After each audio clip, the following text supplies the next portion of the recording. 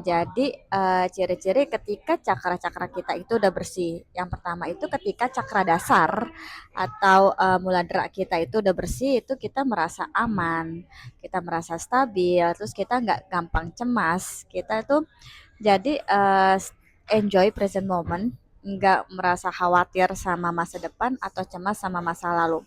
Terus tubuh kita yang bagian bawah itu kayak seperti kaki, tulang, atau bagian bawah kita itu merasa kuat dan kokoh seperti itu.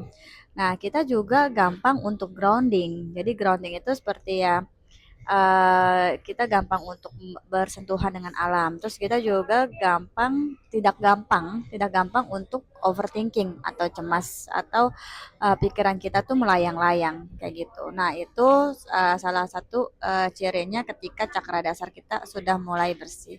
Nanti next aku akan bahas lagi untuk cakra-cakra yang lainnya ya. Bye bye.